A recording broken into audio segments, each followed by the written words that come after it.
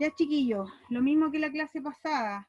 Era requisito, ¿cierto?, haber revisado los recursos de aprendizaje. Yo he tratado de aportarles con algunas cositas más didácticas, ¿cierto? Lo que ustedes tenían ahí eran casos clínicos, cortitos, hablando, digamos, en primera persona de lo que significaba para ellos tener las patologías GES de depresión, de esquizofrenia y de trastorno bipolar. Por lo tanto, ustedes pudieron escuchar a los pacientes y darle un significado, ¿cierto?, a lo que es tener esta patología en el cuerpo. Entonces lo que vamos a hacer ahora en términos de la depresión es definirla, que sería como lo más básico, ¿verdad? Dentro de todo lo que ustedes leyeron, ¿cómo podemos definir la depresión? Todos pueden participar y necesito que aporten.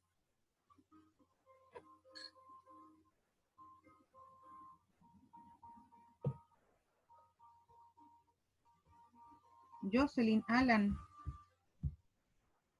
Gilman.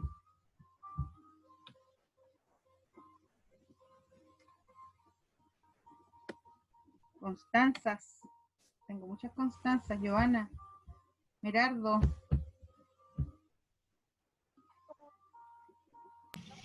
Afecta la vida cotidiana de las personas. Ya. Pero mira, esos son los impactos que produce la enfermedad. Pero ¿cómo la podríamos definir?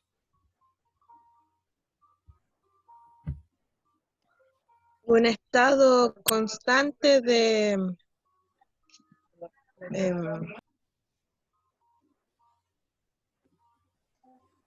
Un estado de trastorno del ánimo. Ya, perfecto, por ahí va la cosa. Es un trastorno, ya. Un trastorno del ánimo. Porque nosotros tenemos todos los días ánimo, pues. Puede ser un ánimo alto, un ánimo bajo, pero existe el ánimo nosotros a diario, ¿verdad? Entonces, este trastorno del ánimo que tiende a ir así como hacia abajo, ¿verdad? ¿Cómo ve la vida el depresivo?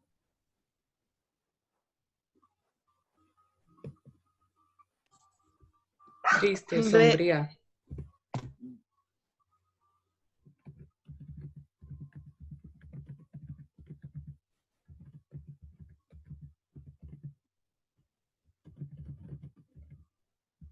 ¿Tiene esperanza?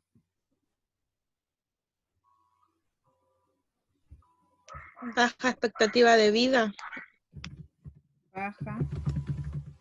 Pero, ¿cómo ve?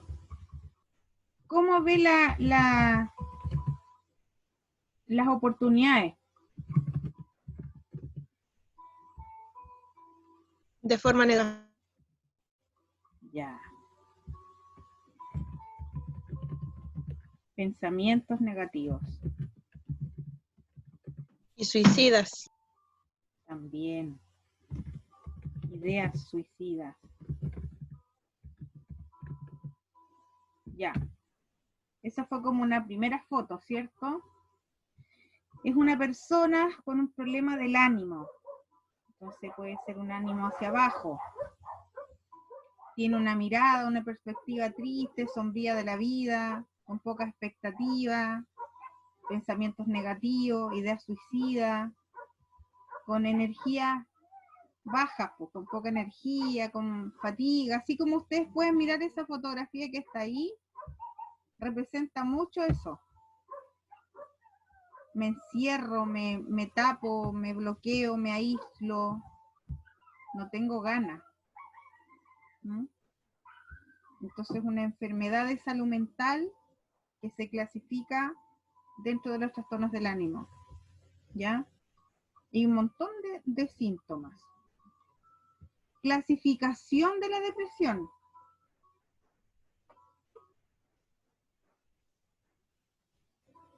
¿Qué pudieron indagar de la clasificación? ¿Tiene clasificación o no? Sí, porque algunas son peores que otras de las de tipo depresión. Así es. Pero, ¿como qué cosas pudieron indagar ustedes en los recursos de aprendizaje? Se clasifica en colores, en intensidades, en grados.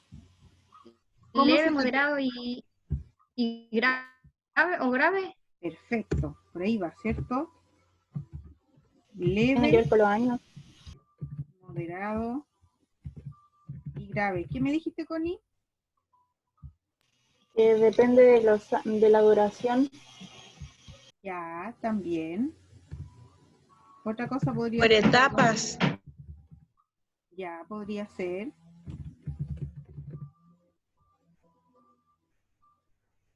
Etapas de la vida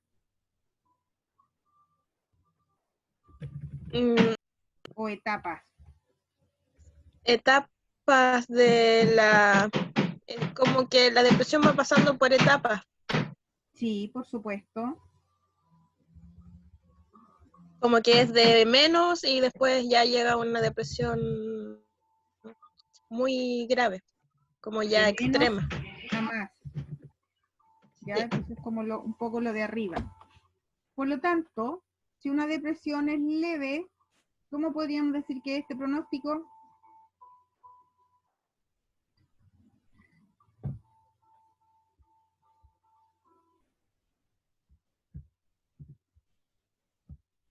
Puede ser que no sea constante, que sufra de episodios. Episodio, bien.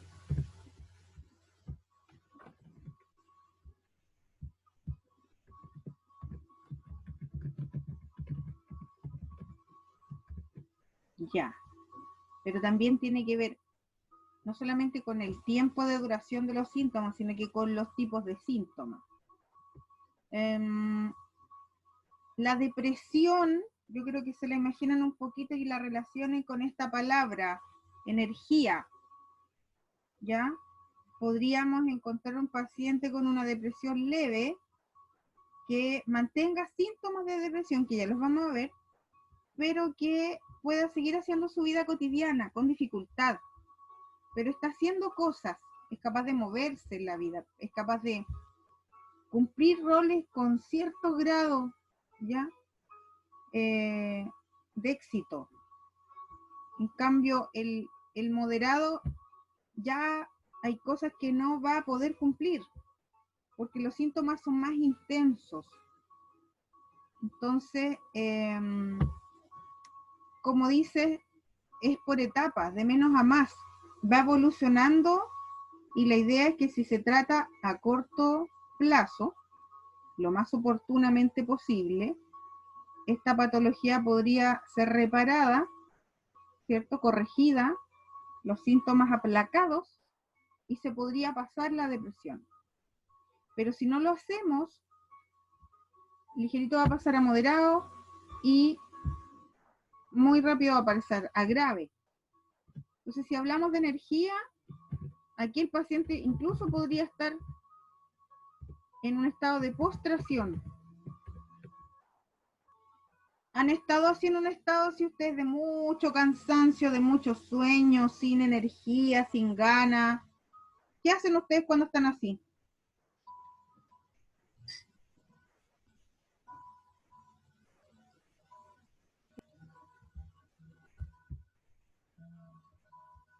¿En qué postura se quieren quedar? ¿Dónde se quieren quedar? ¿En cama? En la cama. Claro, en la cama. Por lo tanto, acuérdense de un paciente que no puede hacer nada, está limitado, no tiene energía, no tiene ganas de nada. Eso podría ser lo peor, ¿verdad? Un paciente que está postrado, que está en cama, podrá hacer las actividades de la vida diaria para satisfacer sus necesidades fisiológicas.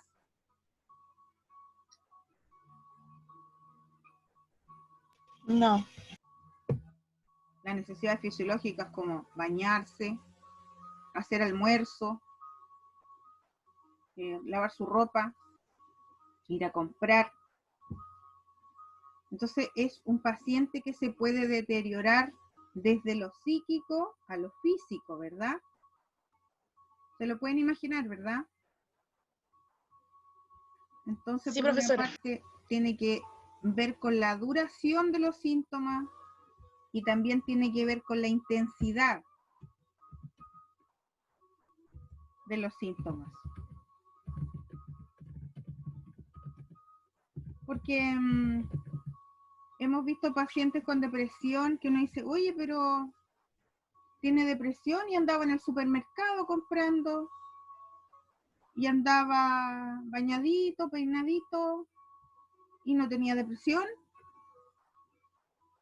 La gente tiende a ser muy juiciosa. Entonces, claro, puede tener una depresión leve, puede estar empezando con un cuadro depresivo y sus herramientas de enfrentamiento, que eran una de las necesidades que satisfacer en el ser humano, ¿se acuerdan? De la Virginia Henderson, esa capacidad de enfrentamiento al estrés o enfrentamiento de situaciones difíciles.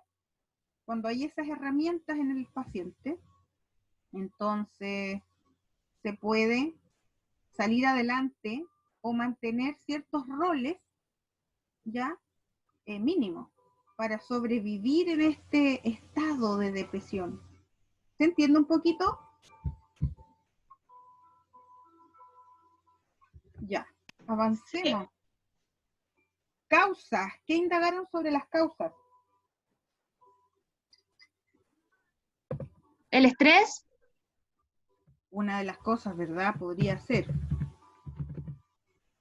estrés que me causa impacto y podría corregirse el estrés y pasárseme el síntoma depresivo. ¿Qué otras cosas? la ansiedad, ¿Ah? ¿Qué otra cosa podría generarme a mí esa pena, esa depresión? ¿Mm? El BIF. Ya, Y el bien. ¿Qué más?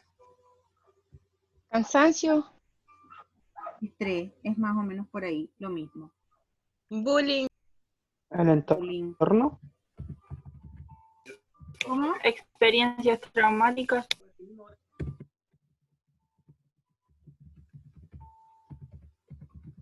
O sea, si podíamos encerrar los traumas psicológicos, estaría el BIF y el bullying. ¿Qué me decías, Merardo?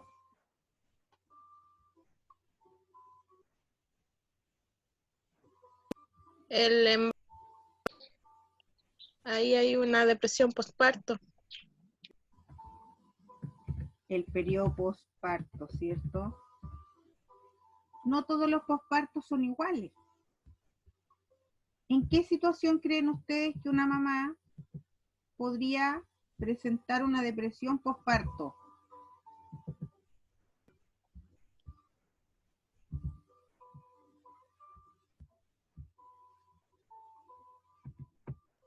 Por el poco apoyo puede ser.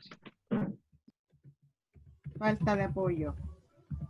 Y también en esa falta de apoyo se traducen los quiebres, ¿cierto? Las pérdidas de la pareja o el estrés de cuidar una guagua a corta edad, por ejemplo. O también a una edad promedio, pero es difícil cuidar guaguas. Es difícil criar y es difícil criar solo más todavía. A veces las mamás están ahí para apoyar, otras veces están para proveer necesidades, pero las mamás trabajan también, entonces esto de ser abuelita es a ratos nomás. ¿Ya? ¿Qué otras cosas creen ustedes que podría causar depresión? la pérdida de un familiar, Pérdidas. Ya. Baja autoestima. Ya. Vamos a poner la pérdida de un ser querido, ¿ya? La Porque soledad.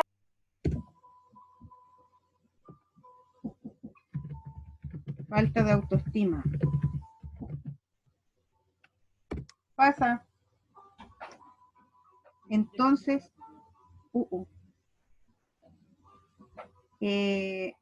falta de autoestima, que también obviamente es la propia mirada, ¿cierto? O este autoconcepto que está distorsionado y eso hace que la autoestima sea baja. ¿Se acuerdan que lo vimos? Me acabo de acordar, ustedes tenían una tareita de eso, ¿la hicieron?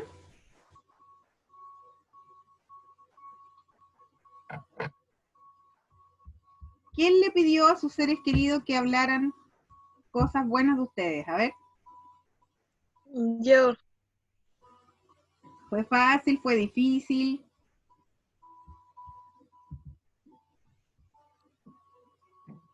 ¿A quién le pediste, Bárbara? a mi pololo, a mi hermana y a mi mamá. Y bueno, y como estaba mi abuela presente, igual me dijo. ¿Te esperabas esas cosas? ¿O te sorprendieron? Algunas sí y otras no. Qué bueno. Igual como que vieron cosas que me sorprendieron y quedé como, oh, ¿Te gustó? como que se me llenó el corazón de amor. Sí. ¿Te sirvió? Qué bien. Ya. ¿Qué más? ¿Qué más creen ustedes que podría llevarnos a la falta de, a una depresión, a un cuadro depresivo? Las pérdidas de un ser querido, quiero aclarar algo. Perder un ser querido no necesariamente tiene que ser desde la muerte, porque también cuando hay una ruptura, ¿cierto? O cuando tenemos una amistad de muchos años y esa persona... Profe, Sí, por eso es pérdida, no fallecimiento o muerte. perfecto, No sé si me entienden. excelente. Solo lo aclaro para que no lo vean así como la pérdida material, en este caso del cuerpo, ¿verdad? Y también podría ser la pérdida de lo material cuando es elemental. Como en caso de un incendio. Claro, en el caso de un incendio, un robo, un asalto, Algún accidente. claro, la pérdida de la salud también. Vamos a poner ahí enfermedades catastróficas. El abuso de sustancias. También, que nos distorsiona un poco, ¿cierto? Bueno. Accidentes catastróficos también puede ser. Claro, porque cualquier cosa que te haga cambiar tu equilibrio físico. Claro. Cualquier situación, ¿cierto?, que te haga perder el control de lo que tú eras antes de eso. ¿Ya? Excelente, chiquillos, vamos, pero perfecto. Ahora vienen todas los síntomas o las manifestaciones, síntomas y signos. Hagamos un listado de eso.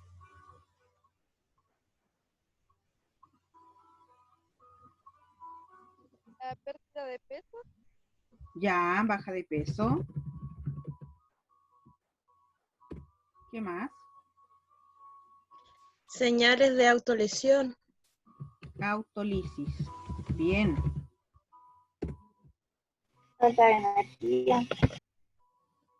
No te escuché, Constanza. Cansancio. Ya, fatiga, vamos a poner ya.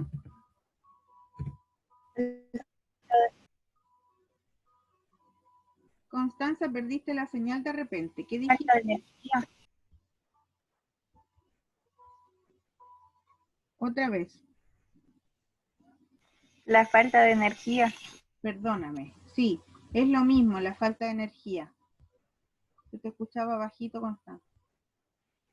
Hay algunas terminologías que aparecen descritas en la depresión.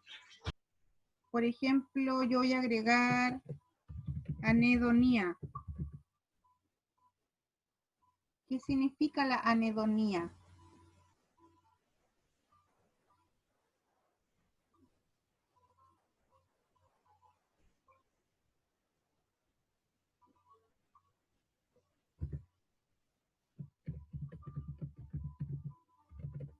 Tengo también la desesperanza. ¿Alguien mientras puede buscar lo que significa anhedonia para que le explique a los demás? Capacidad para experimentar placer en actividades que normalmente encuentras agradables. Claro. O sea, esta cosa de que ya no, nada me gusta, nada me satisface, ¿verdad? Y uno dice, pero ¿cómo si le encantaba salir, le encantaba maquillarse, le encantaba jugar a tal cosa, hacer deporte? Ya no. Algo está pasando ahí, extraño, dice la familia, ¿verdad? La desesperación. Merardo puso aislamiento igual. Perfecto. La desesperanza también la quería relacionar con lo negativo. O sea, nada lo ven como bueno. Todo lo que va a pasar es malo. ¿Tener insomnio? Ya, perfecto.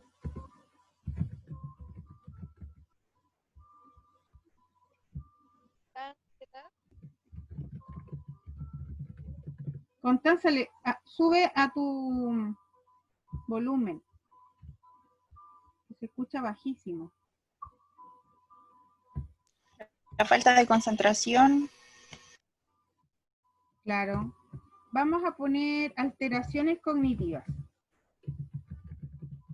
Porque no solamente es la falta de concentración, fíjate que hay problemas de memoria, de atención, de concentración, por lo tanto el rendimiento en cualquier cosa que tengamos que hacer para generar un producto, ya sea en el trabajo o para hacer algo material en la casa, lavar, planchar, hacer de comer, no funciona, queda más o menos.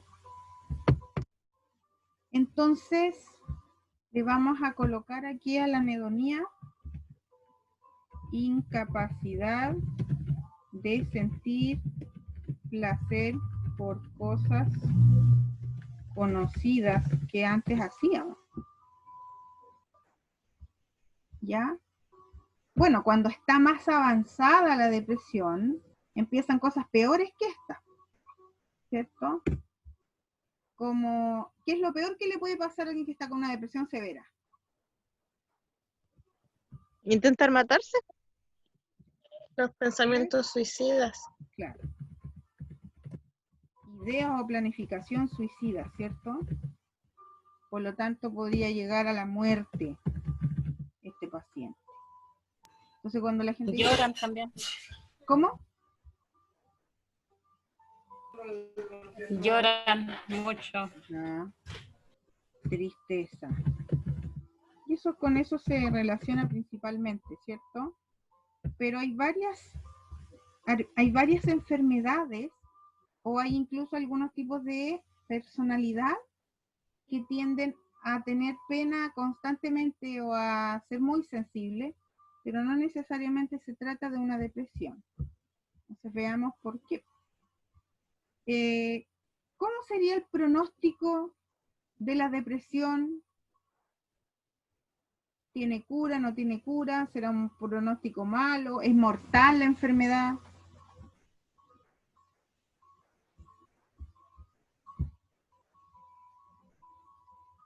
¿Qué pueden reflexionar sobre eso?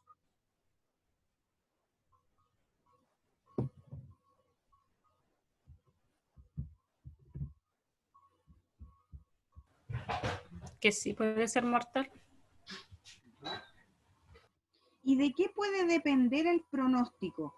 ¿Que sea un pronóstico más favorable o que sea un pésimo pronóstico? ¿De qué depende?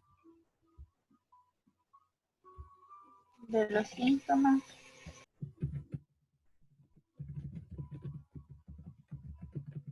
¿De qué más? Depende de la clasificación. Ya, depende de la clasificación. ¿Qué más? Adelante. ¿De qué más depende? Del buen manejo. Del manejo, perfecto. ¿De la disposición de la persona? Perfecto, ¿cierto? Aquí tiene que haber aporte. Pero yo les voy a decir que va a tener que depender eso, esa actitud, de la etapa o del grado que tenga la enfermedad. Porque si es una depresión leve, probablemente hay una buena actitud. O sea, yo digo ya, mira, sabes que en realidad sí, yo necesito ayuda. Sí, voy a ir al doctor para que me ayude. Pero cuando estamos en una depresión severa, cuando hay postración, cuando el paciente está perdiendo todas sus funciones cognitivas, no es capaz de satisfacer sus necesidades vitales, entonces estamos llevando al paciente a un extremo y eso sí podría ser mortal. Porque ¿qué pasaría si uno no come muchos días o no bebe agua?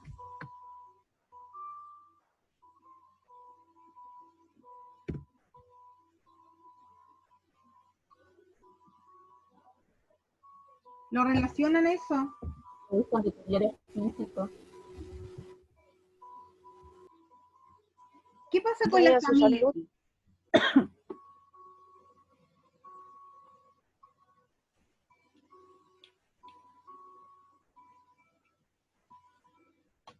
¿Depende algo de la familia? La com-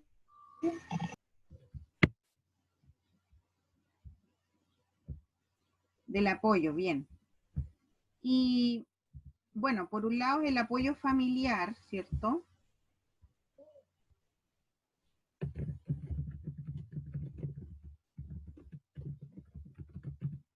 ¿Y qué pasa con el tratamiento? Porque aquí dice depende del manejo. Y el manejo va a ser integral, pues tenemos un manejo farmacológico, un manejo psicoterapia, tenemos un manejo de actividades que distraigan al paciente, etcétera. Pero el tema de la adherencia farmacológica también depende de la actitud del paciente en tomárselo, depende del apoyo familiar en supervisar la toma del fármaco, ¿cierto? Depende del tipo de fármaco, porque algunas veces los fármacos son buenos a corto plazo. Hay otros fármacos que tienes que tomártelo muchos meses para funcionar bien. Y hay algunos fármacos que tienen efectos adversos en algunos pacientes, son intolerados por los pacientes y eso genera un retardo en la estabilidad del paciente.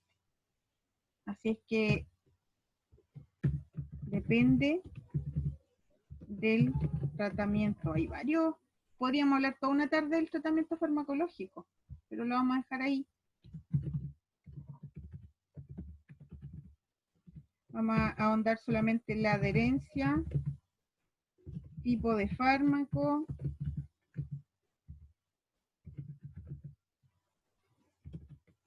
tiempo de tratamiento, porque hay paciente que dice, oh, yo me estoy sintiendo súper bien, ya no quiero tomar más porque se me pasó la depresión.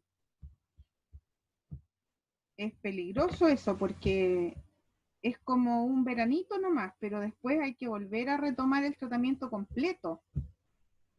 Nunca hay que suspender el tratamiento, esto es como los antibióticos. El único que suspende esto es el médico, ¿ya? También va a depender un poco del seguimiento, entonces eso está dentro del manejo, ¿ya? Va a depender de qué tan hábil es el psicólogo, por ejemplo, para ayudarle a tener entrenamiento de habilidades de enfrentamiento al paciente, para superar una pérdida, para superar un trauma, ¿verdad? Va a depender también de qué tan frecuente tiene acceso a esa terapia psicológica el paciente.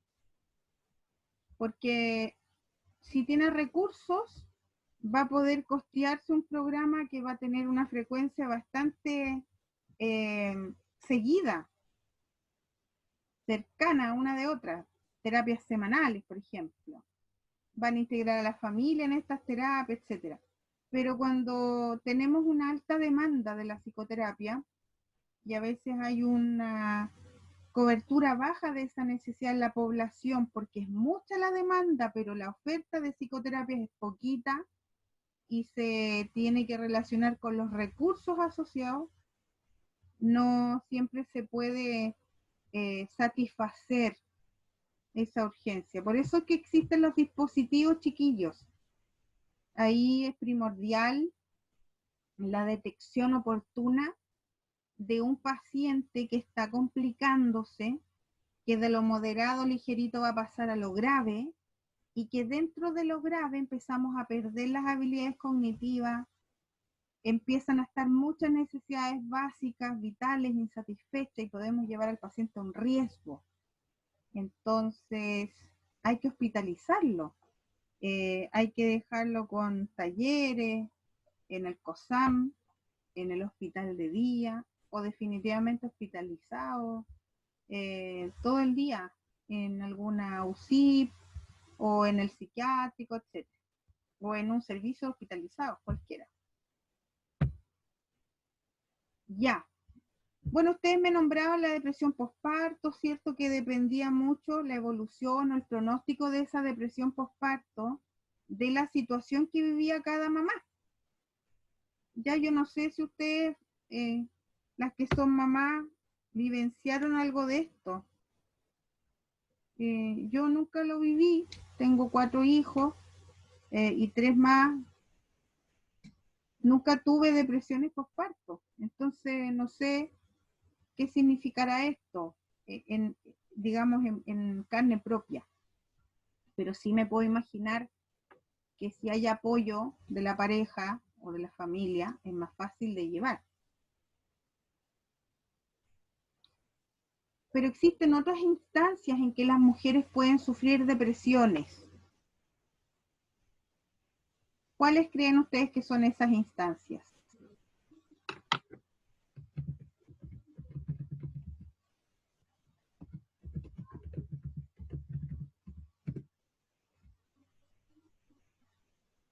Cuando las mujeres tienen de nuevo estos cuadros depresivos relacionados con las hormonas. Cuando les llevan a regla. Menopausia. La menopausia. ¿A eso se refería el resto?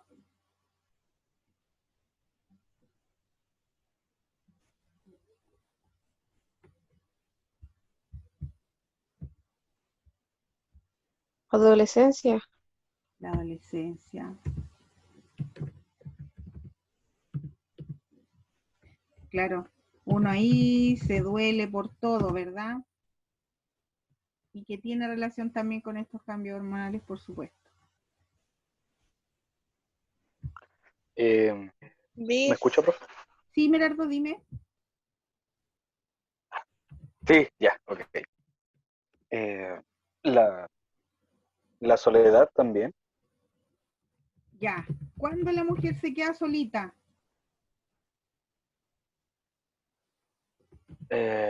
Puede ser la pérdida de algún familiar o tal vez cuando se empieza a vivir de manera más independiente, donde se aleja de todos sus seres queridos y empieza como a tratar de surgir. En la vejez. También, ¿cierto? En los dos momentos, pues. Cuando ustedes van a estudiar a la universidad lejos, cuando tienen que trabajar lejos, y están sin sus familiares, sin sus papás, sin sus hermanos. Otro momento podría ser una separación, ¿cierto?, de la pareja. Después viene el nido vacío, se van los hijos y uno va quedando solita. Y después puede quedarse viuda la mujer. Así es que súper bien la observación. Lo importante, chiquillos, y ahí está el BIF, también alguien lo dijo, todas estas cosas podrían ser prevenibles.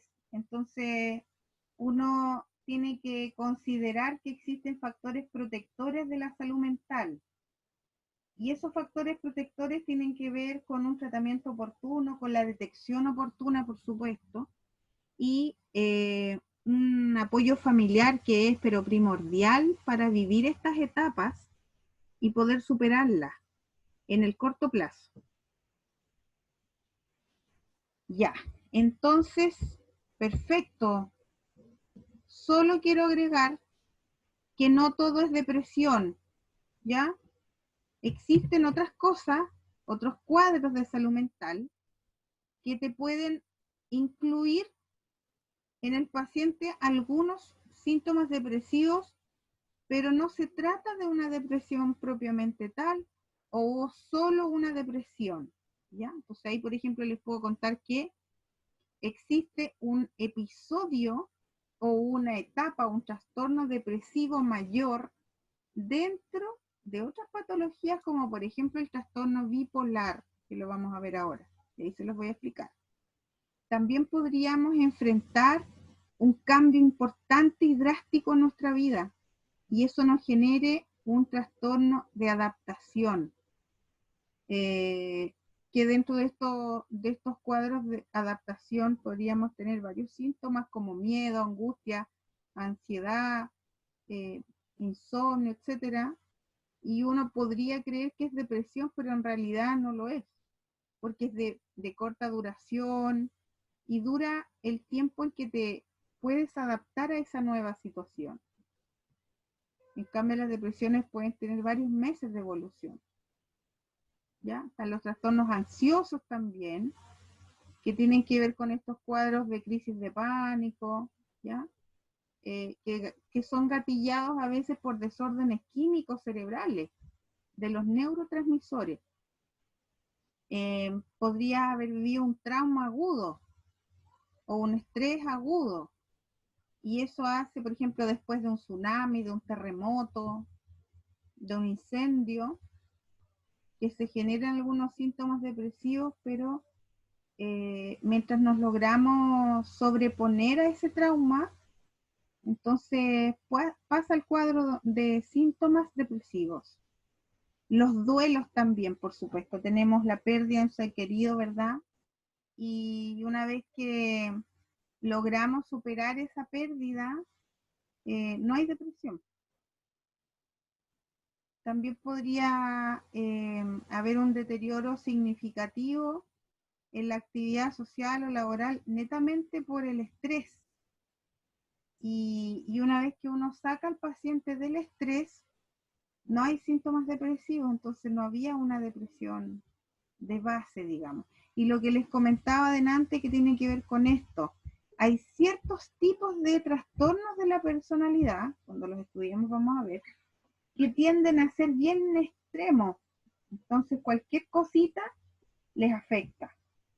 Mucho más que otro paciente que podría vivir un duelo, podría vivir un estrés importante en el trabajo, ya haber perdido, no sé, un vehículo porque te lo chocaron, un despido laboral, etcétera, y vas a salir adelante porque tienes más herramientas de enfrentamiento.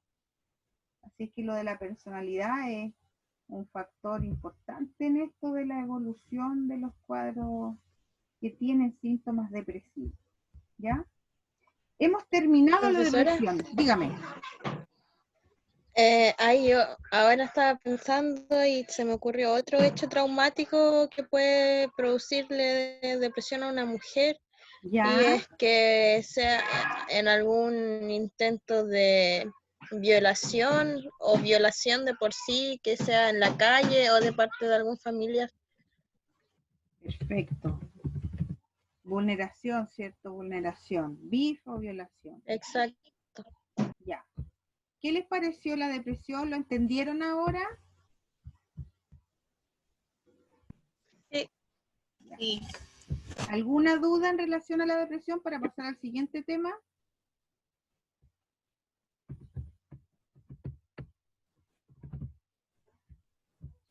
Ya. Vamos a trabajar ahora el otro extremo. Y el otro extremo va a ser esto, porque después les voy a explicar por qué el trastorno bipolar es el medio de la depresión y la esquizofrenia. Ya. ¿Qué saben de la esquizofrenia? ¿Qué es? Aparte de ser un trastorno mental, ¿qué afecta?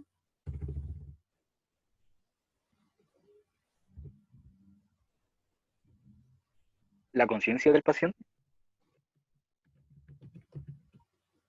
¿Afecta el estado de conciencia? Por supuesto. Afecta el estado ¿La consciente. realidad con la que ve el mundo o no? Afecta al espacio-tiempo igual.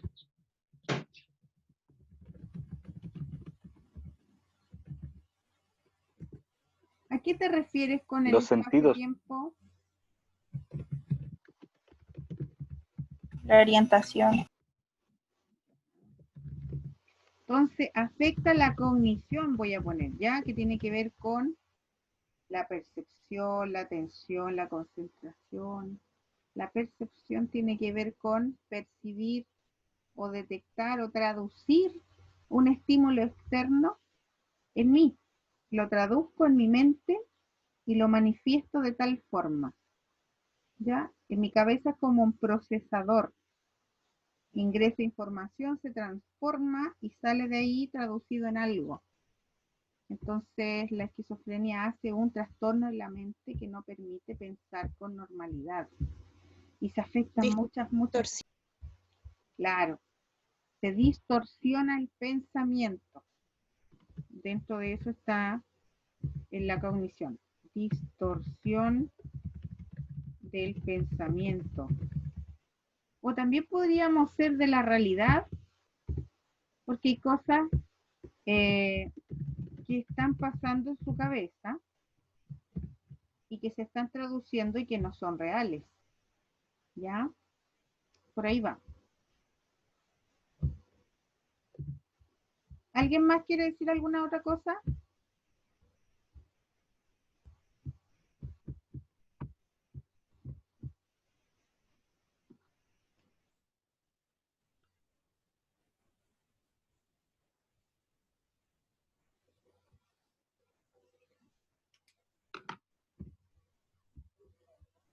Bueno, yo les entregué un documentito que hablaba sobre el cuadro, ¿cierto? Y lo que yo quería que ustedes detectaran en ese documento eran los síntomas positivos versus los síntomas negativos. ¿Ya? Entonces, de los síntomas positivos, ¿alguien pudo darse cuenta de la diferencia entre lo positivo y lo negativo en la esquizofrenia? Antes de todo, quiero decir que las dos cosas son malas.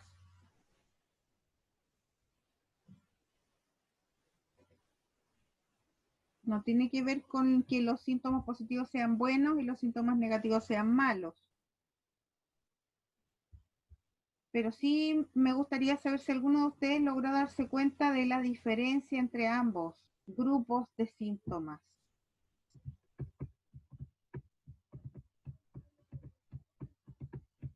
¿No? ¿Nadie?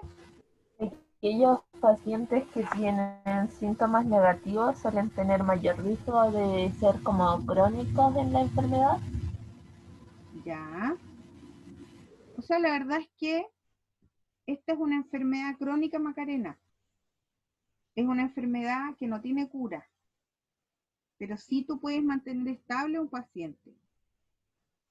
¿Ya? Entonces, los síntomas negativos hablan de que el paciente podría estar peor en el sentido de que esos síntomas hacen que el paciente no produzca cosas, no pueda cumplir con roles mínimos para desenvolverse en el entorno en que se encuentra.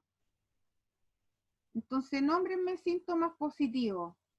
Si hay términos técnicos que no conocen, los vamos desarrollando. El comportamiento extravagante. Ya.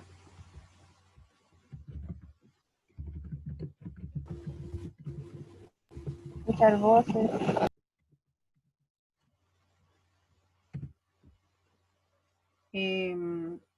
Eso sería alucinaciones. Auditivas. ¿Qué Ideas más? delirantes. Ideas delirantes. Y yo les Alteraciones del lenguaje. ya, Eso es más del comportamiento, o sea, de lo general. Aquí. Alteración del pensamiento, del lenguaje. Motoras. Comportamiento desorganizado. Desorganizado, ¿cierto?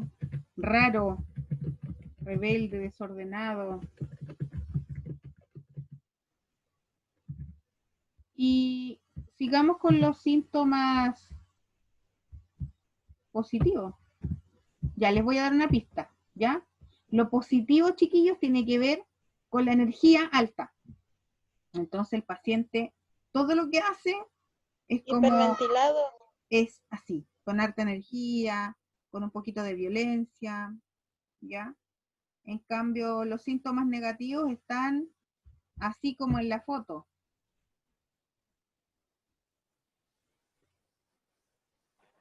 Agitación. Acá puede ser agitación, ¿cierto? Agitación, pero esta agitación se llama Motores. psicomotora. Aquí hay un problema motor también, pero que tiene que ver con la energía baja. Entonces, ese problema motor se llama, ¿cómo se llama? ¿Fatiga? Que es muy parecido a la fatiga, Alan. Es la abulia, es decir, esta cosa de que no quiero hacer nada. Entonces uno dice, "Oh, este cabro es tan flojo, no hace nada, vieras tú cómo tiene el dormitorio". Pero él está así, pues no tiene ganas, porque no le nace la gana, porque no la puede generar. ¿Mm? Entonces también es apático. No se Entonces, emociona abulia, mucho. ¿eso significa? Claro. Es como que no se emociona tampoco, no tiene ganas, no tiene, ¿cómo se llama esto de la proactividad? No nace de ello, nada.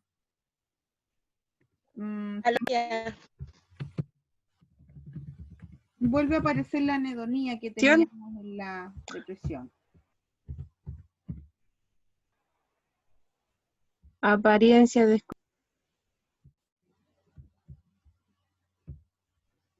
¿Apariencia de qué me dijiste, Connie? descuidada. Sí, claro. Aquí podría ser una pérdida del autocuidado, porque no hay ganas de hacer nada.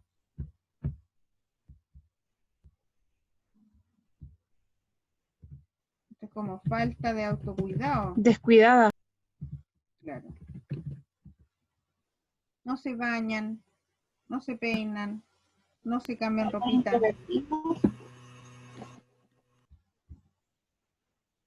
Connie, tienes una cobertura más o menos hoy día parece.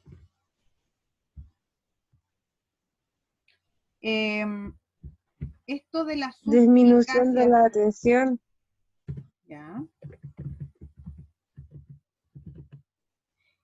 ¿Qué significa la suspicacia?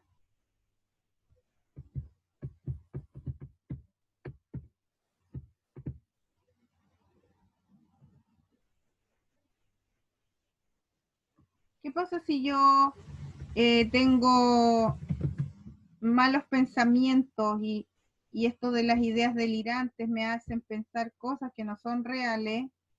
Y una de las cosas que no son reales es que yo siempre estoy así con desconfianza. La suspicacia tiene que ver con eso. Están hablando de mí.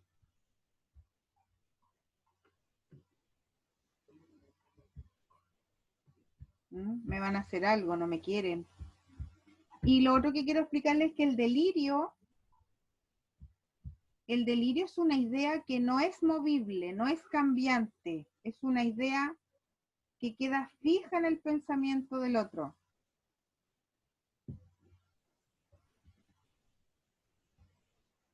por más que yo le convenza con palabras y con argumentos, el paciente no va a ser capaz de comprenderme, ni de creerme, ni de confiar en mí. Entonces, eso es una idea delirante. Por ejemplo, una idea delirante sería que alguien se crea que es Jesús, o Dios, o la Virgen, etcétera, o que se crea un superhéroe, ¿ya? Pero tú le explicas que eso no es así y no lo va a entender nunca, ¿ya? ¿Qué otra cosa nos podría faltar aquí? En los negativos nos faltan algunas cositas.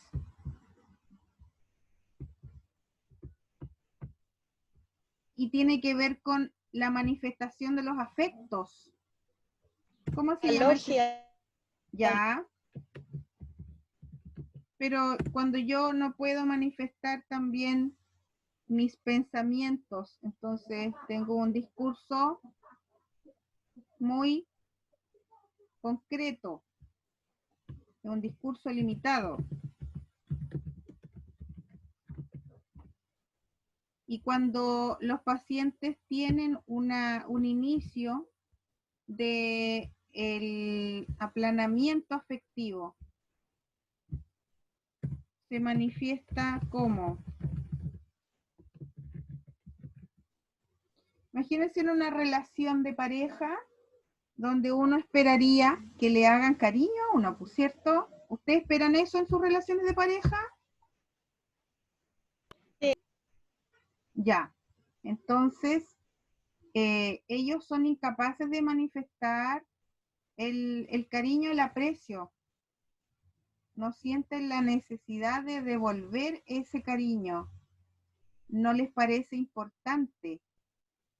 Entonces tienen un aplanamiento, es decir, una falta de reactividad o de reciprocidad en los sentimientos que pueden ser de amor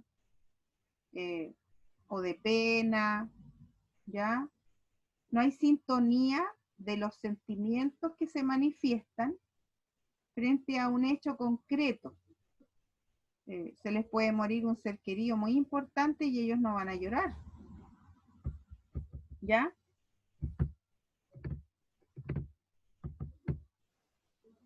Bueno, volvamos un poquito a las alucinaciones en lo positivo. ¿Solo existen las alucinaciones auditivas?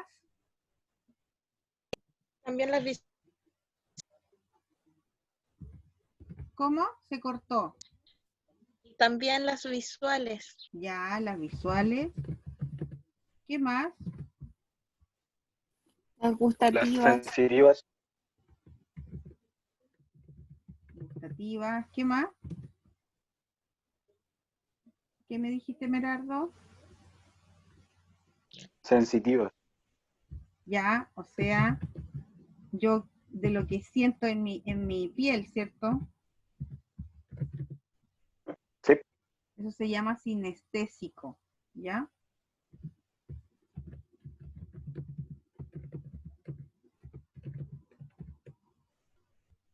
Qué fuerte es todo esto, ¿se dan cuenta?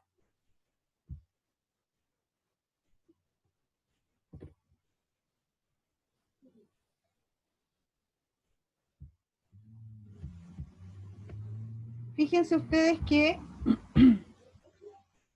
esta enfermedad comienza a corta edad. No tan de niños, pero ¿a qué edad ustedes pudieron darse cuenta del inicio de los primeros síntomas de la esquizofrenia? La adolescencia.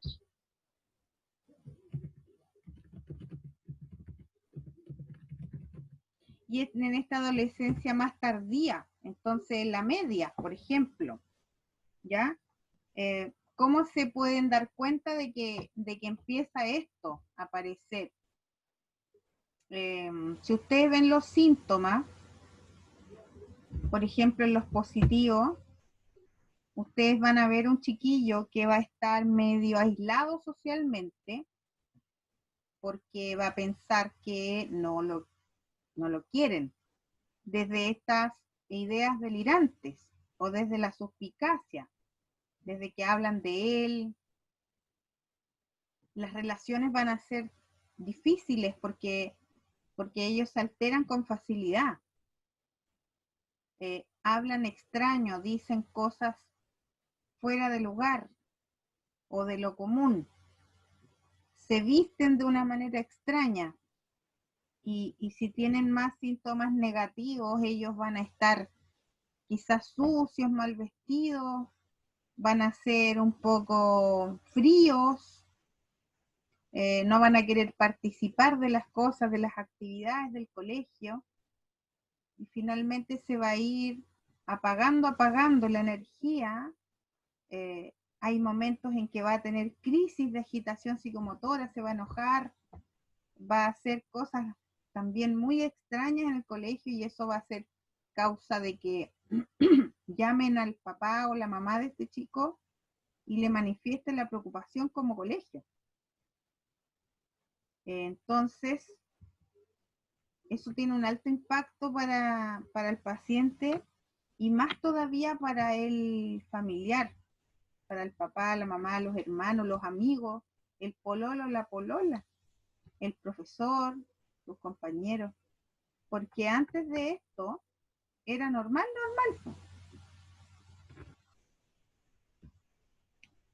Y hacía todo lo que hicieron ustedes en el colegio. Pero en su cabeza estaban pasando muchas cosas raras. Entonces fue un periodo de grandes cambios en su mente, que lo manifiesta de una manera que no lo comprende, ¿verdad? La relación con ellos es muy difícil. Quizá para los padres también va a ser extremadamente difícil, a pesar de que hay confianza, hay cariño, hay paciencia, pero es extremadamente difícil. Entonces aquí hay un quiebre también familiar. Dicen que hay un promedio de edad de 19 años aproximadamente, porque la adolescencia también puede ser tardía, perdón, la aparición de síntomas puede ser tardío, es decir, terminando el colegio, cuarto medio, inicios de la universidad. Entonces se tiende a confundir un poquito con el estrés académico, ¿se fijan? Y uno dice, oh, no puedo cumplir con tanta cosa, me voy a volver loco. Pero aquí se volvió como loco sin estrés, de la nada. Lo han relacionado estos cuadros iniciales cuando todavía no se sabe qué es. Y solamente los papás lo llevan al doctor y el doctor lo manda al psiquiatra como para saber un diagnóstico diferencial. Empiezan a pensar que este niño tiene un problema que no ha contado. Está siendo víctima de bullying, lo dejó la polola, tiene un problema de identidad sexual, entonces se siente mal, no sabe cómo manifestarlo. Y la verdad es que no era tan así. Eran muchas más cosas poderosas en su mente que lo distorsionaron. Entonces, imagínense un chiquillo así, po. Imagínense en el recreo, un compañero de usted que está con un inicio de un cuadro esquizofrénico. ¿Cómo podría haber sido ese chiquillo? Introvertido. Introvertido, bien. ¿Qué más? ¿Con pololo, con polola, con amigos, solo? Asocial. Aislamiento. Social. Hacía preguntas en la clase, no las hacía.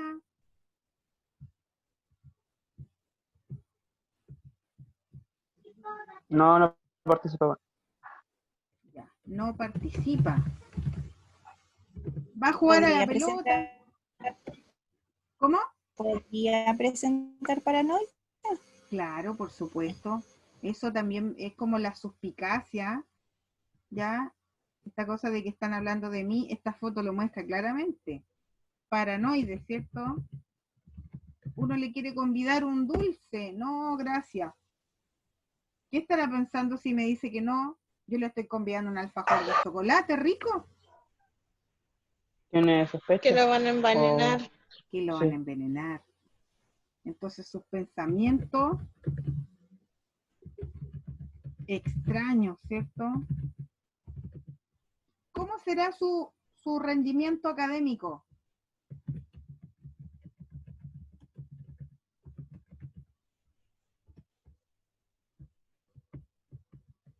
Lo más probable es que sea bajo. Porque no está entendiendo bien, no se puede concentrar, ¿verdad? Imagínate que está en lo mejor en clase y escucha voces. Entonces se va a concentrar en el profesor o en las voces. Generalmente el psiquiatra les pregunta a los pacientes y a sus papás cuando van por primera vez al psiquiatra para saber en qué nivel está esta esquizofrenia o si es realmente esquizofrenia o no.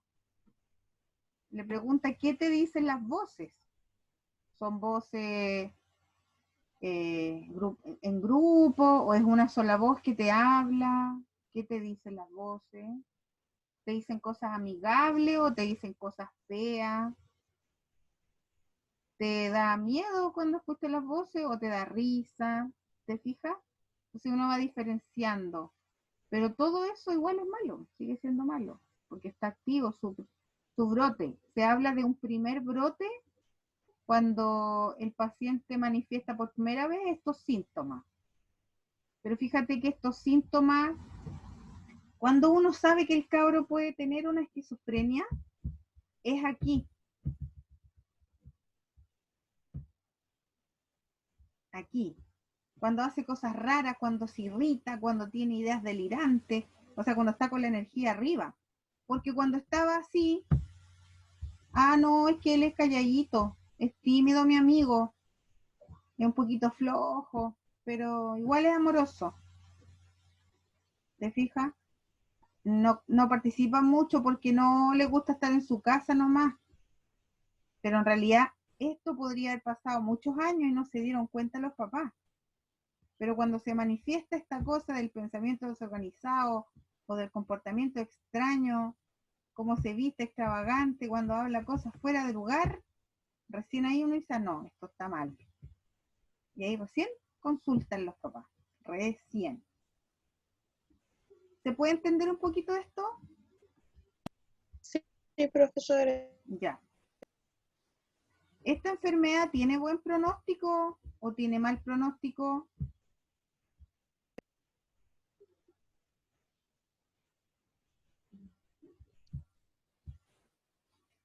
¿Se cura o no se cura? No, pero se puede estabilizar. Perfecto, eso es lo que les digo. Entonces, la estabilización de los síntomas va a tener que ver con los síntomas positivos.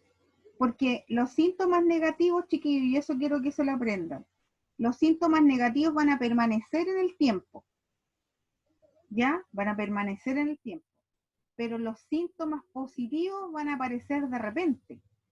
Y cuando aparecen los síntomas positivos, es porque ahí se genera una descompensación. O sea, y ahí uno dice, algo pasa aquí, no se está tomando los medicamentos este paciente, tuvo algún trauma en la casa, algo le afectó, está descompensado. Vamos a estudiar esta situación. Y ahí el médico dice, hospitalicémoslo, cuidémoslo, observémoslo, démosle más medicamentos.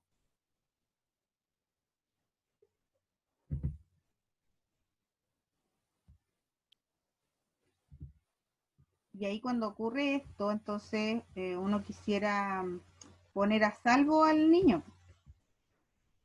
Este niño después va creciendo y se generan muchas situaciones durante su vida de descompensación, pero siempre se descompensan con lo positivo, ¿ya?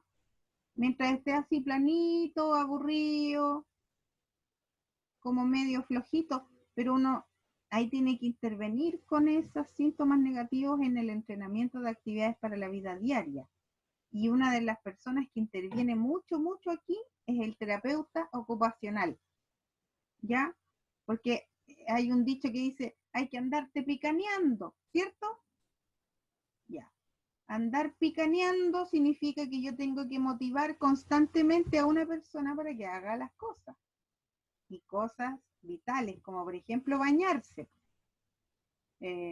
hacer la cama, que quizás va a ser un parto hacer una cama con un paciente esquizofrénico, porque él no tiene la necesidad de hacer su cama, no lo entiende, no sabe que es una necesidad, porque para él no lo es.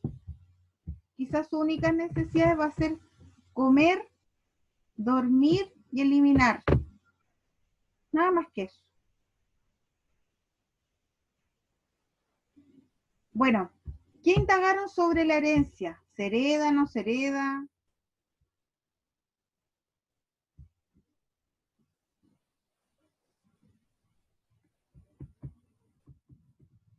Si se puede heredar. Se puede heredar.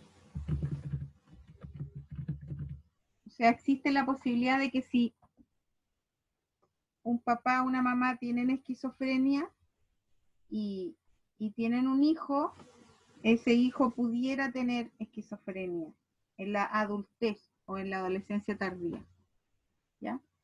Así como también hay pacientes que, siendo esquizofrénicos, tienen hijos sanos. Yo conozco varios casos en que los hijos de los esquizofrénicos han tenido que después hacerse cargo de sus padres, porque estos chiquillos han podido desarrollarse en plenitud. Fueron a la universidad, son profesionales, trabajan, tienen hijos, se casaron y se hacen cargo de sus papás. ¿Mm? ¿Qué pasaría si una esquizofrénica tiene una violación y queda embarazada? ¿Qué pasaría con ese hijo? ¿Lo podría cuidar?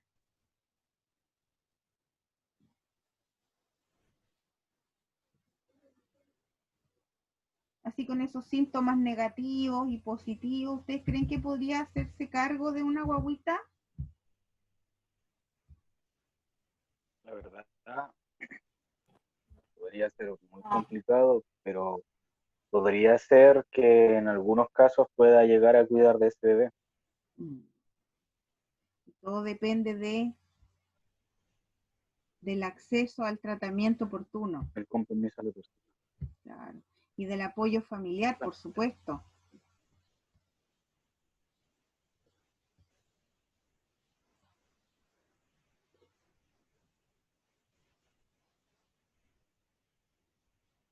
Cuando hablamos de cambios de apetito, de sentimientos de inutilidad y todo eso, me están hablando las chiquillas por el chat. Quiero aclarar, chiquillas, que esa cosa de lo emocional, de elaborar un sentimiento y de generar una manifestación, se da más en las depresiones, porque el paciente esquizofrénico no es capaz de entender siquiera. Profe, ¿Sí? profe, esa era de depresión, fue en delante, yo lo escribí. Ya. Es que no podía hablar. Por mi... Perfecto. No siempre entonces se hereda. Entonces cuando una mamita, que es esquizofrénica, fue violada, por ejemplo, porque en su sano juicio ella no va a ir a buscar una pareja para tener una relación, porque no le nace desde este aplanamiento afectivo, ¿te fijas? No es capaz de buscar una pareja por sí misma, no se enamora. Aquí siempre está de por medio la vulneración de derechos, entonces quedan embarazadas y después, dependiendo del estado de la esquizofrenia, o sea, si está controlada, si está con fármaco, si es una persona que tuvo entrenamiento para la vida diaria, o también tiene que ver con el momento en que se le desarrolló la enfermedad, porque también puede ser tardío.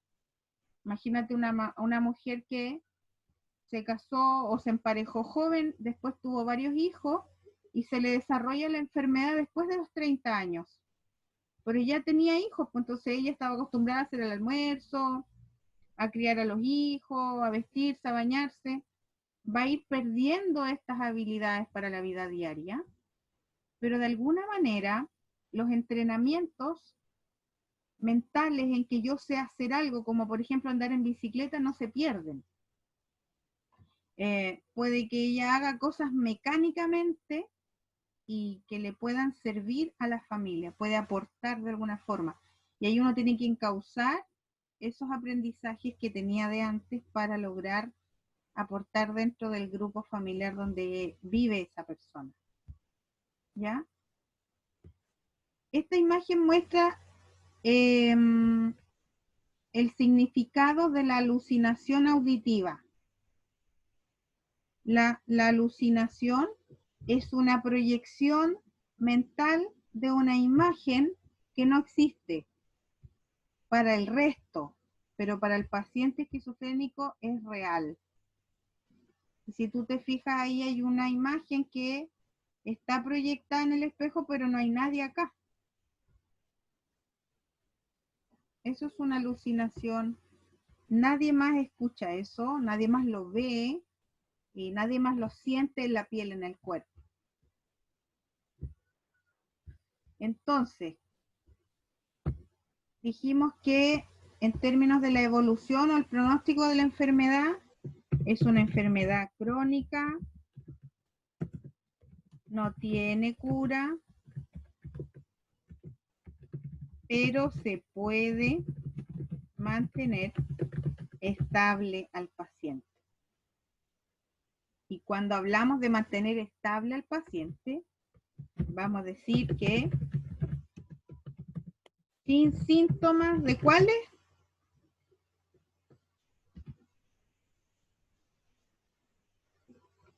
Positivo. Perfecto, porque siempre vamos a tener los síntomas negativos, en mayor o menor medida dependiendo de los entrenamientos previos. Les acabo de dar el ejemplo de esta mamá que a lo mejor adquirió la enfermedad después de los 30, pero ya fue mamá, sabía cocinar, hacer aseo, todo eso. No lo va a hacer a la perfección, dado que para ella esta cosa de la evaluación de los hechos no es tan profunda, pero mecánicamente va a hacer cosas. Pero aquí los síntomas positivos son los que tenemos que mantener fuera del paciente. O sea, sin alucinaciones, sin agitación psicomotora, sin ideas delirantes, ¿te fijas? Ese tipo de cosas.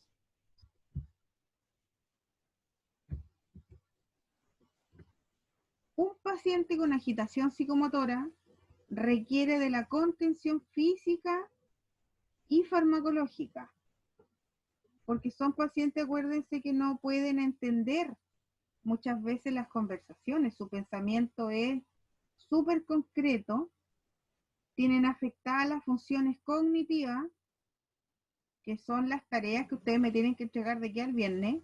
¿Se acordaron, cierto?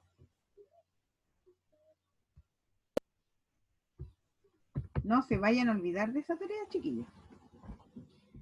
Bueno, es la única vez que el paciente debe estar al tiro encerrado. O sea, la gente va a estar mirando a este paciente como un peligro, tanto para sí mismo como para el resto. Entonces vamos a tener que protegerlo y proteger al resto. Y ahí se hospitaliza, ¿ya? Conseguimos contenerlo físicamente para que no se dañe y no le dañe a los demás, de una manera bien particular, desde una normativa técnica, que está en un decreto, y yo les voy a enseñar eso más adelante, cuando veamos los tratamientos. Y también después tenemos que darle fármacos para que esté contenido. Son sedantes, son neurolépticos, fármacos que necesita el paciente para aplacar esta ira, ¿ya? Y que también le ayude a estar tranquilo, que la energía positiva que está en su mente vaya bajando de alguna forma, ¿ya?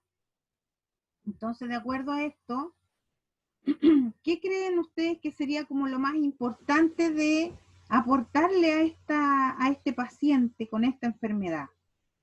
¿Cuáles serían las bases, los pilares fundamentales de un tratamiento? Los antipsicóticos.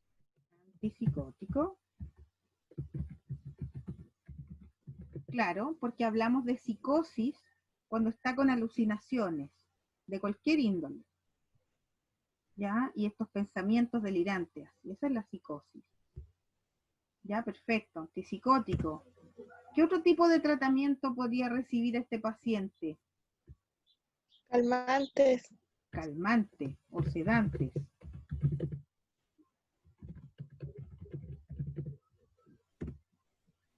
No solamente fármacos, ¿qué otra cosa se les ocurre a ustedes? Acuérdense de todos los profesionales que trabajan en la psiquiatría desde el nivel secundario en adelante. COSAMA, Hospital de Día, Psiquiatría, UCIP. Terapia familiar.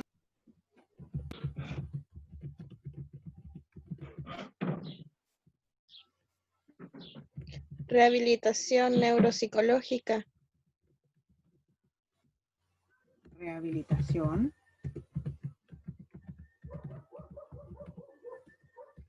La rehabilitación neuropsicológica, ¿tú te estás refiriendo como al reentrenamiento cognitivo? Sí. Ya, entonces vamos a poner rehabilitación cognitiva. Y fíjate que es súper bueno lo que dijiste, porque esto es una de las tareas primordiales para nosotros como terapeutas, todo el equipo. Y eso se llama estimulación cognitiva.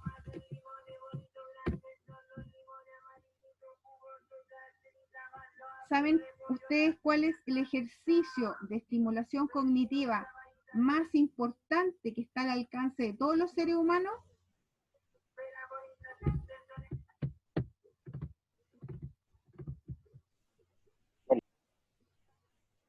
Hablar. La expresión oral y escrita. ¿Conversar? Sí, conversar con el paciente, ordenar sus ideas, llevarlo a una comunicación coherente o tener un hilo en la conversación. Eso es súper importante, se hace con los adultos mayores también, se hace con los pacientes con retraso mental, pero aquí cuando nosotros notamos que hay un deterioro, tenemos que conducirlo a desarrollar esto que le está faltando, la memoria, la concentración, la atención, le podemos ir enseñando. La cobertura hoy día está más o menos, se han salido varios estudiantes y vuelven a entrar. Va a quedar todo grabado, chiquillos, porque es súper interesante lo que estamos haciendo. Ya, también es importante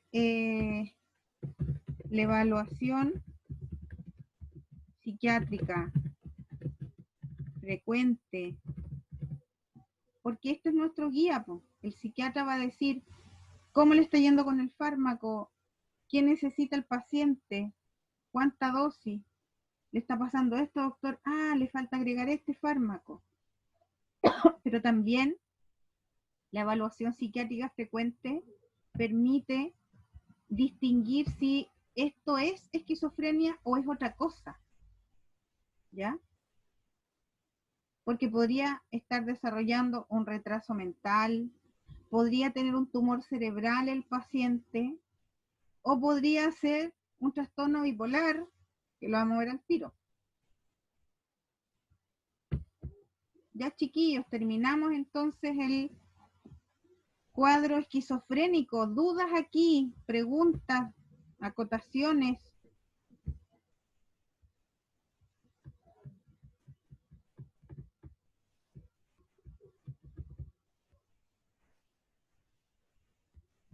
¿No? ¿Les quedó claro entonces esta parte?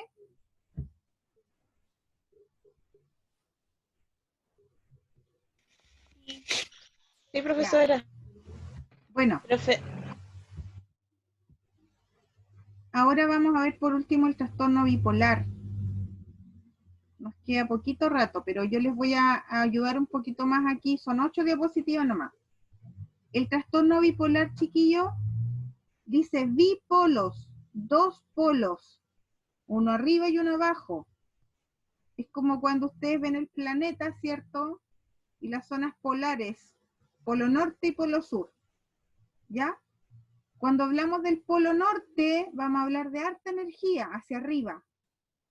Y cuando hablamos del polo sur, vamos a decir que hay poca energía.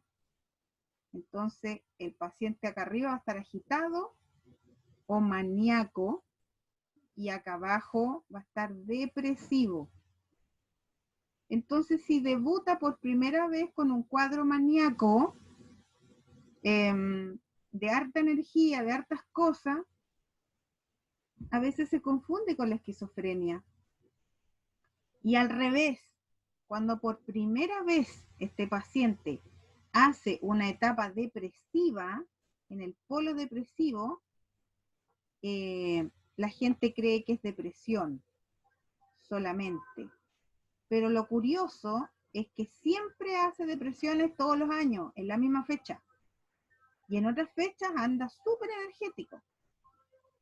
Y ahí uno empieza a sospechar que es un ciclo. Por eso se llama de trastorno bipolar. ¿Se entiende? Sí, profesora. Ya. Entonces, por ejemplo, si yo veo la clasificación del trastorno bipolar, existe un trastorno bipolar tipo 1, que es más manías, o sea, está más arriba, está más en el polo norte que en el polo sur. Tiende a estar más maníaco, más energético que depresivo. Y el trastorno bipolar tipo 2, al revés, tiende a estar más en el polo sur, es decir, más depresivo, y raras veces hace manías, pero ha hecho manías. Y el trastorno ciclotímico es un trastorno que puede hacer manías o depresiones, pero de cortita duración. Pueden ser 4 días, una semana. Entonces uno dice, ¡ay, qué raro, se enojó conmigo, pero ya se le pasó! ¿Te fijas? O estaba bajoneado, pero ya lo superó. Y la verdad es que tantas veces que hace estos cambios en la vida, hace que tú pienses que esta persona puede ser bipolar. Y es lo que ustedes de repente mal usan cuando se enojan con un amigo, un pololo, y dicen, ah, no, este es súper bipolar. ¿Cierto? Lo han dicho, ¿verdad? Sí. Pero es mucho más profundo que eso. Imagínate, una manía te puede durar 6 meses. Y una depresión te puede durar 6 meses. Entonces estos cambios así, estos cambios de ánimo de un rato para otro, obedecen a otros cuadros que tienen que ver con la personalidad, chiquillos. Cuando estudiemos esa parte, ustedes se van a dar cuenta de la diferencia. Bueno, volviendo un poquito a los episodios maníacos, yo quiero que ustedes solo miren la foto. ¿Se pueden imaginar un paciente maníaco con esta foto? ¿Cómo es su energía? Es alta, ¿cierto? Sí. Ya. ¿Y cómo es su ánimo? Ese es su ánimo. Efusivo. Efusivo, enojón, ¿cierto? O a lo mejor, más que efusivo, también no tan quizás irritable desde lo malo, sino que hablan harto, hacen hartas cosas, hablan en voz alta, y uno dice, oye, pero ya, baja un poco las revoluciones. También fíjate que una de las características... Hiperactividad. Hiperactividad. No tienen cansancio nunca. Una de las cosas que se manifiesta también en los episodios de manías, pero no en todos los pacientes, gracias a Dios, es esta cosa de la hipersexualidad, ¿ya? La libido alta. Entonces, a veces las mujeres quedan embarazadas en estos episodios porque no se acuerdan. Ellas salieron, se arrancaron, fueron a fiesta, pololearon con cualquiera, y después se les pasó y no supieron que vivieron eso.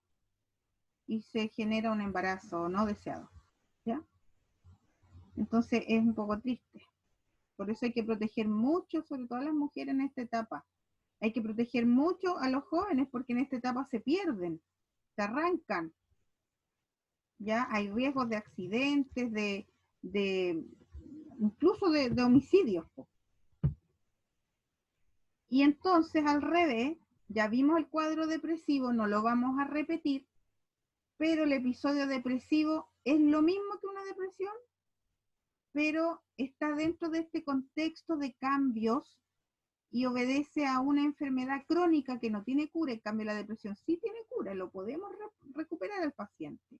Tú puedes tener una depresión en tu vida y nunca más vas a tener esto, pero la diferencia con el trastorno bipolar, cuando existen estos episodios depresivos dentro de este mundo que circula en dos polos, siempre hay depresiones, siempre hay depresiones. ¿Se entiende esa diferencia, verdad?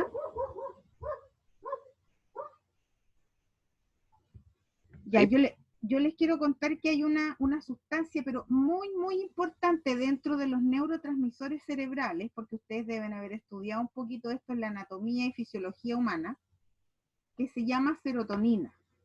Hay muchos neurotransmisores, pero la serotonina es la estrella dentro de los neurotransmisores porque es tan importante para mantener el cerebro estable y nuestro funcionamiento de la vida diaria estable. Imagínate, regula el apetito mediante la saciedad. Entonces, si yo no tengo buenos niveles de serotonina, me engordo, ¿cierto? Equilibra el deseo sexual, ni mucho ni poco, ¿ya? Regula mi actividad motora, no estoy ni maníaco ni fatigado. Regula mi cognición, o sea, yo soy capaz de pensar con normalidad, tener buena atención, buena memoria, ¿ya? Regula mi sueño, no tengo insomnio y tampoco tengo esta cosa de la fatiga desmedida y que duermo todo el día. Por lo tanto, este neurotransmisor es una de las cosas más importantes en nuestros neurotransmisores. ¿Y cómo se logra mantener estable? Hay muchos fármacos para esto. Y uno de esos son los antidepresivos, ¿ya? Y los antidepresivos, si ustedes estudiaron farmacología, no sé si vieron los antidepresivos en farmacología, chiquillos.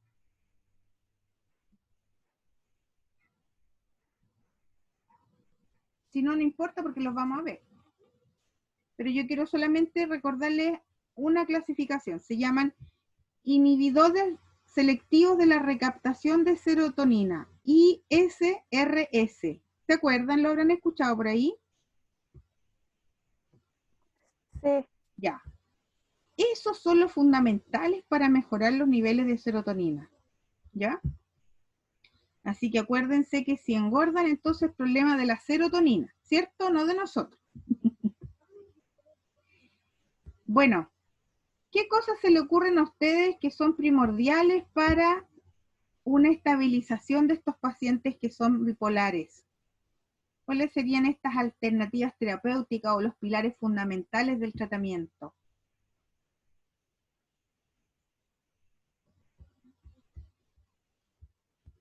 Porque leyeron un poquito ¿Apoyo? de eso. Ya, apoyo familiar. ¿Qué más?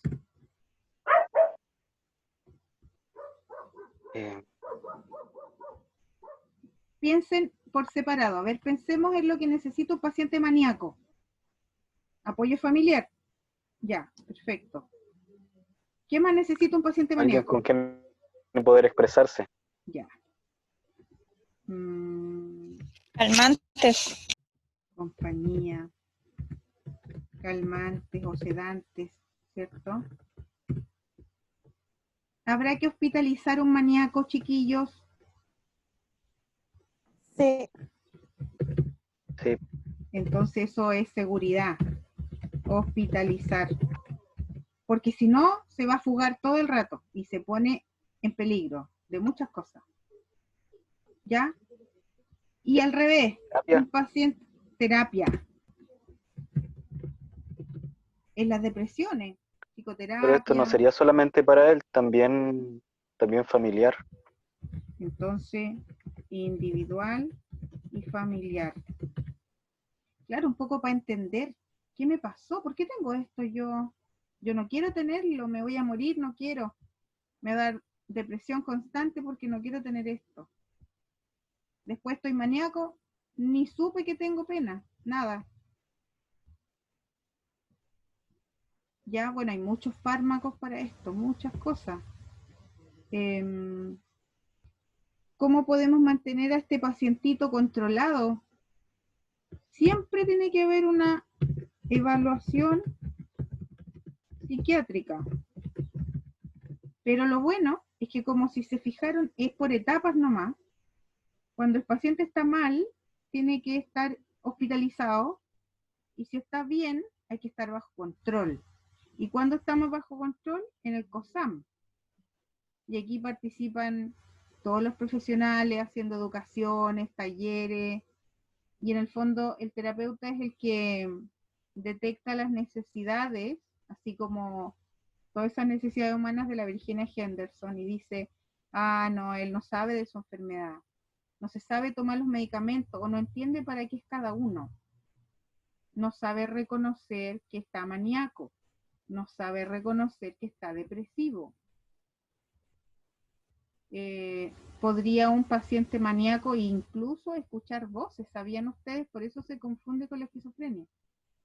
Pero cuando ya con los años funciona igual así, manía, depresión, manía, depresión, manía, depresión, se descarta la esquizofrenia. Pero para llegar a eso tienes que vivir un año esa evolución. O sea, como terapeuta uno tiene que haber conocido un año al paciente en el COSAM, por ejemplo, o haberlo tenido más de una vez en el hospital de día para entender cómo funciona su mente. ¿Ya? Los fármacos que después más adelante vamos a poder investigar, están ahí el grupo grande de los estabilizadores del ánimo, y dentro de eso están, por ejemplo, el ácido valproico, el litio, ya que son primordiales para mantener los pacientes sin manía y sin depresión, o sea, en el polo, perdón, en la línea del Ecuador. Imagínense un mundo, polo norte, polo sur, manía, depresión. ¿Dónde está la normalidad? En la línea del Ecuador, en el trópico, ahí estamos todos felices, normales, estables. ¿Cómo se logra eso? Con estabilizadores del ánimo. Ni manía ni depresión, ¿se entiende? O sea, está el litio, está el ácido valproico, por ejemplo, para quienes tengan problemas de riñones, de función renal ya con la edad. Y el ácido valproico es mucho mejor tolerado. Los antimaniacales, por ejemplo, cuando están maníacos. Y los antidepresivos cuando están depresivos. Y por supuesto que todos aquellos síntomas secundarios desde el tratamiento, como la gastritis, el estreñimiento, el aumento del peso, el insomnio, etcétera, todo eso necesita ser abordado también farmacológicamente. Entonces a eso se le llama de uso colateral o sintomático. Y si llegasen a tener en algún momento alucinaciones, entonces entran a jugar ahí los neurolépticos. ¿Sí?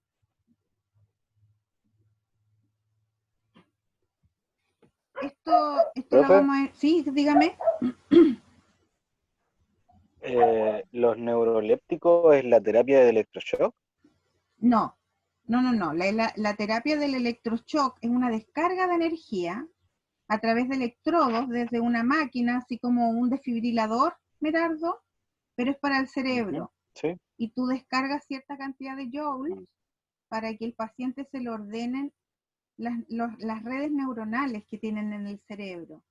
Entonces se acaba el delirio, se acaban las manías, se acaba la agitación psicomotora, se acaban las alucinaciones, pero por un periodo de tiempo nomás.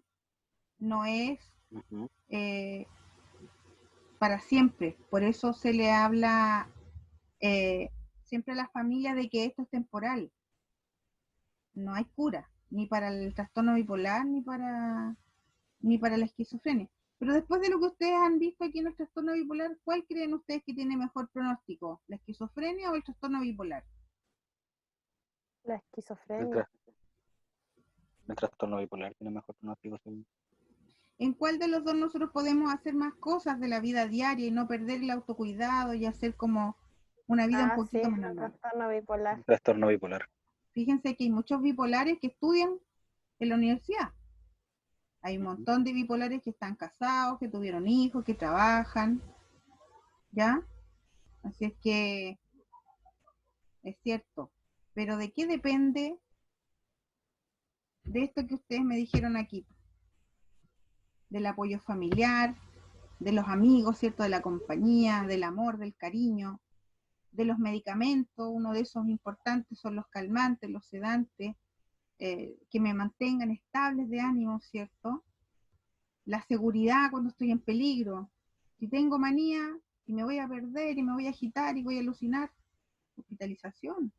Si tengo una depresión severa y no quiero comer y me estoy apagando y me puedo morir por una falla renal, tengo que hospitalizarme.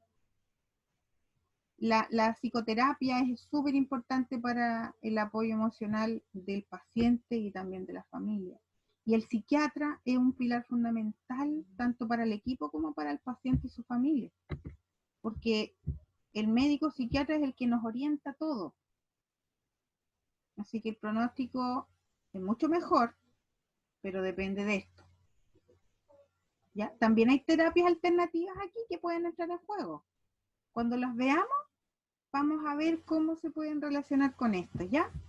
Que vamos en la última unidad vamos a ver la medicina alternativa. Ya, ¿dudas en el trastorno bipolar?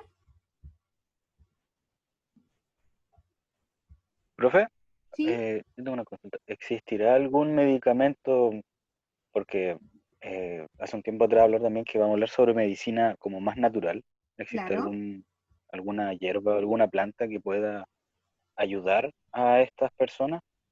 Porque existen los casos que estos medicamentos que habló sobre el litio y el ácido valproico que generan una intoxicación en el cuerpo, Así es también, por y supuesto. porque son medicamentos demasiado fuertes. Y existe como alguna, no sé, hierba medicinal que pueda Por supuesto también que ayudar. sí. Por supuesto que sí. Sí, las flores de Bach y la hierba, la terapia con hierba, sirve para muchas enfermedades de salud mental. Así que ahí las vamos a desarrollar un poquito más en profundidad. ¿Ya? Bueno, pero el GES, Ujú. las patologías GES, así como ustedes las acaban de ver, tienen prestaciones aseguradas, ¿verdad? Y hay guías clínicas GES para cada una de las patologías que acabamos de ver. Hay guía clínica de depresión, guía clínica de esquizofrenia y guía clínica del trastorno bipolar. Cada una de esas guías, si ustedes la miran, les va a ofrecer al paciente que tiene estas patologías muchas atenciones en periodos bien definidos para el diagnóstico, los exámenes y el tratamiento precoz para mantener estable a los pacientes que tienen estas enfermedades. Eso ustedes lo pueden encontrar en la página del MinSal, en el www.minsal.cl y en el / de salud mental que yo les mandé en las sesiones pasadas. Ahí donde dice salud mental ustedes pueden encontrar también estas guías clínicas, ¿ya? Y una de las guías clínicas que está ahí también como parte de las patologías GES es la guía GES de alcohol y drogas. Yo le subí un resumen, digamos, de esa guía. Está en la plataforma de nosotros, de Leva, y es la guía de alcohol y drogas. Entonces, lo que yo quiero hacer con esta parte de la sesión es darles otra tarea que se relaciona justamente con las prestaciones de esa guía, ¿ya? Yo les voy a subir un instructivo para la próxima semana porque parece que sin instructivo ustedes se pierden un poquito. Volviendo a la tarea de la semana pasada, les quiero reforzar de que la instrucción es la siguiente. ustedes tienen un PowerPoint que dice salud mental, perdón, examen mental, y en ese PowerPoint, en el naranjo, ustedes tienen que abrirlo y completar con ideas de cómo medir cada una de las funciones cognitivas que ahí se mencionan. Ejemplo, ¿cómo puedo medir la memoria? Yo podría preguntarle al paciente, después de haberle dicho varias palabras, que las recuerde y al cabo de media hora preguntarle qué le dije. Podría hacer un juego del memorice, por ejemplo. Podría pedirle que me hable de un hecho de su vida pasada, de un hecho del día de hoy. Podría hablarle de la actualidad, de qué es lo que está pasando hoy día en el país o en el mundo. ¿Se entiende ahora de nuevo? Sí, sí se entiende. Ya, porque me han llegado algunos correos de que hay gente que no sabe de qué se trata la tarea. Quizás porque no estuvieron en clase, ¿ya? Ahora, pasando a lo que les estaba comentando para terminar con la idea de la tarea de esta semana, cerrar el capítulo de las patologías GES, en ese PDF que yo les subí del alcohol y drogas, ustedes van a encontrar unas tablas con prestaciones. Esas tablas, por ejemplo, hablan de las consultas por médico general, consultas por enfermero, consultas por psicólogo, por asistente social, intervención psicosocial, individual y grupal, psicoterapia, farmacoterapia, visitas domiciliarias, consultorías, psicodiagnósticos, que son la aplicación de escalas de medición o de test de salud mental. Y por último están las hospitalizaciones, ya sean diurnas o cerradas. Entonces yo les voy a subir un instructivo relacionado con las prestaciones. Más que nada, cuando ustedes lean ese documento de nuevo, tienen que darse cuenta de que en qué consiste la prestación, qué es lo que le van a entregar al paciente y cuántas sesiones al año puede el paciente acceder a ello para la rehabilitación del consumo inapropiado, ¿cierto?, alcohol y drogas. Y eso va a quedar en una tabla, en un Word, documento Word que ustedes deben completar y también lo pueden construir de manera colectiva con su mismo grupo que ustedes escogieron para la tarea anterior del examen mental que deben entregar hasta este viernes 25. ¿Les queda claro o tienen dudas? ¿Hasta cuándo es el plazo? El plazo de la tarea del examen mental es hasta el viernes 25. Y el plazo de la tarea del alcohol y drogas va a ser hasta el otro viernes. O sea, siempre van a tener una semana para hacer las tareas.